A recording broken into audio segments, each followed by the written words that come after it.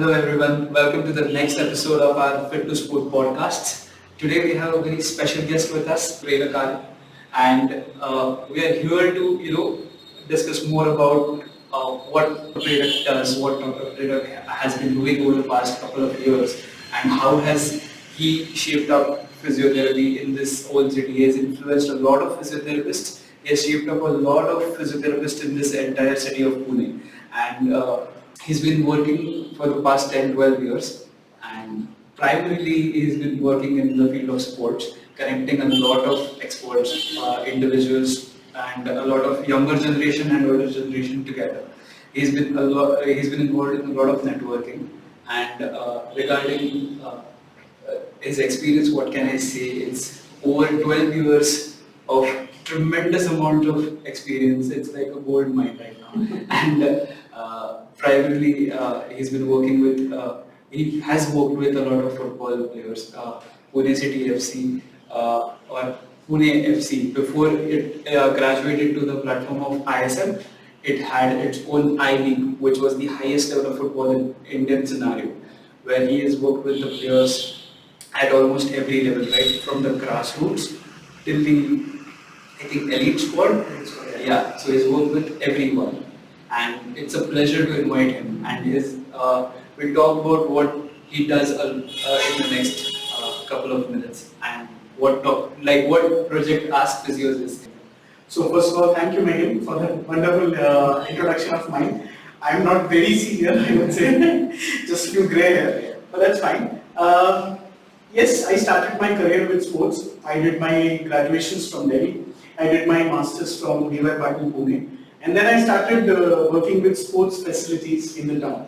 So football, cricket, badminton, tennis. So I was very fortunate to have such an opportunity with working with athletes very closely, learning from their experiences, learning with very senior people like Dr. Ajit Mabari, Dr. Sachin Tapasvi, and all these leading names in Pune. I was very fortunate enough to have their guidance with me. And this is how I would say I progressed further, and I'm still trying to learn a lot of things. Oh, that's brilliant. So tell us more about what is this new initiative you started for all the physiotherapists, I guess, Project Askphysios, guys. Yeah. It's actually very funny because a lot of people, they ask me, what is Project Askphysios? So to give a definition to what Project Askphysios is, it is very difficult, but I would just like to simplify it in few words. So basically, Project Askphysios is by the physios, for the physios, and of the physios. So basically, it is a project which captures, or I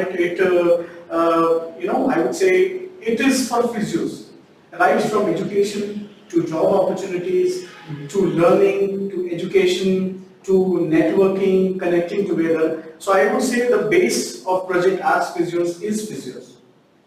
Yeah, so basically there is no such thing as who started it, but definitely we are taking it ahead. It is not an entity. It's your initiative. It is, I would say, initiative of physios. Okay. It's not my initiative, I would say. It's just basically something which will help physios in the longer run, and we are just trying to try something very different. I'll ask the initiative directly. What exactly do you want to do, or who you are? Give us a brief background of how did it start? How did Project Askphysios came into existence? Basically, Megan, what I would say is, being a physiotherapist from past 10 years, we have tried to understand a lot of experiences. We are connected with a lot of physiotherapists. We are connected to a lot of teaching professionals, a lot of people who are into clinicals. So we have just tried to collect their experiences and just try to analyze what is something where we lack. There are a lot of surgeons, there are a lot of doctors who still think that physiotherapists are not at par with surgeons. Yeah, maybe some other professionals as well. We always wanted to look the other way. If they are telling us something, see, we can resist however, whatever we want to. But at the day's end, if somebody has an opinion, you should understand their perspective as well. So we just try to understand where do we lack? What is something which we can do to improve ourselves? We cannot complain always that the other person is wrong. We should always try to understand their perspective as well. So this led to creation of Project Askphysios, because the only thing which we realized, which we observed, was that physios, they lack one thing, which is communication. Lot of physios don't communicate with each other. Okay, inter-physiotherapy communication. You can say that. Yeah. And right now our target is just only. We just want to improve our own house first, and maybe then look around changing the world. Light your own lamp first before lighting someone Very else's. nice. Yeah. So that's very nice. That's very nice thought put behind the entire initiative.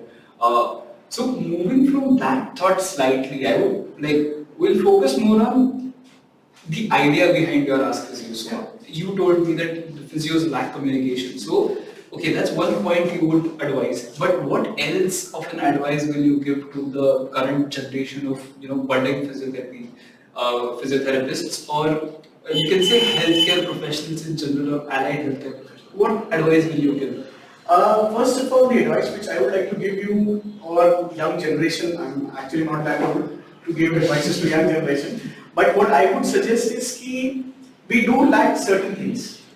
Firstly, lot of people, I'm not saying majority of physios, but the ones who are not very equipped, they are not very professional. And actually these are the ones who represent our community outside. So you will find very, very less amount of people who are excellent, but they are not representative.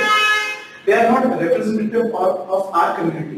And thanks to these social media surge and lot of options, now people have started finding anyone who is a physiotherapist anywhere. Okay. So the background check, the experience, the knowledge, authenticity, the ability to speak to patients, convince them. I think this is somewhat what we lack as a community. That's very nicely put, because I am myself an infant in the field. I have 3 odd years of experience. Well, certainly nowhere 10 plus and stuff, but yes, I have observed these things, and because of the digital literacy right now. I would say that. Yeah, so it's very common for people to find physios across the country. Yeah.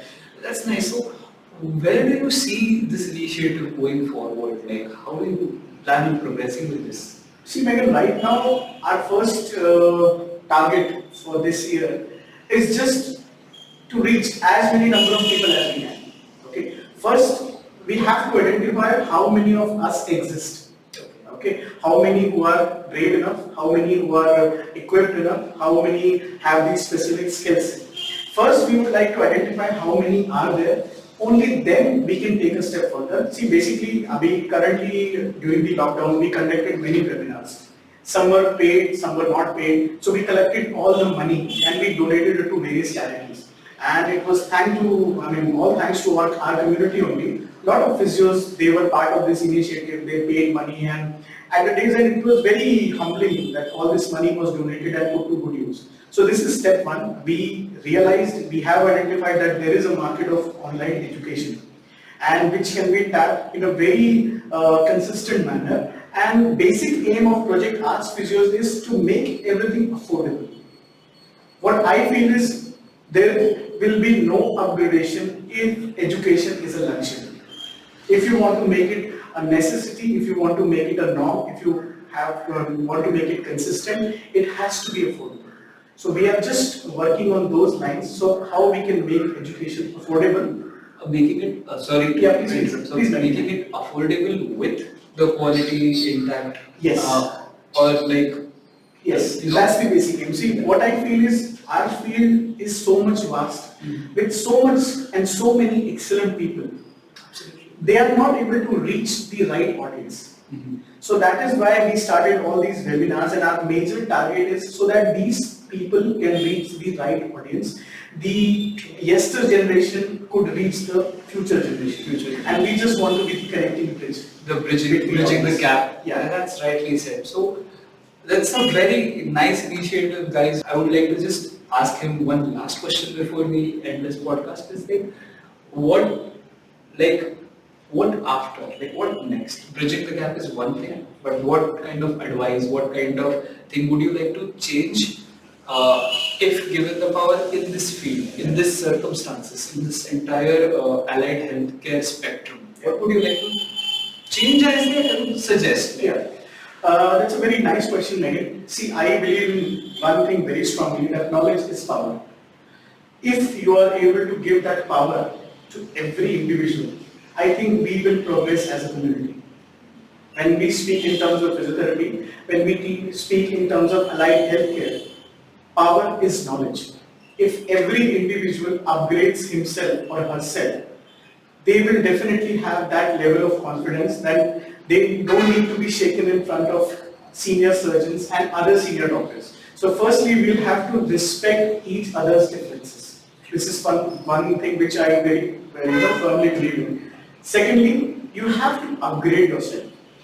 And both of these issues, both of these problems, we can tackle it by making things available, and the available things should be affordable. Because I definitely believe in the fact that if somebody, if a physiotherapist like me, who makes maybe 15,000 rupees a month, he cannot afford a course of 40,000 rupees. It's his 3 months salary. So I want to give the excellent experience of our people to young generation of our people, and just make a bridge in between so that these people can share their experiences with the younger generation. And that is what we need to do right now. Yes. That is the need of the hour. That's what I feel. Yeah, and I totally agree, because I have gone to the United Kingdom, studied in University of Glasgow, and I have seen that people pay tremendous amounts of money. Like obviously those who can pay so much amount of money, and you can get all of that education in India as well, and that's a very nice initiative by Project Askphysios. See, I would definitely like to add one thing. Paying a higher price does not promise quality. Exactly. Okay, but a medical field like ours, experience has its weight in gold.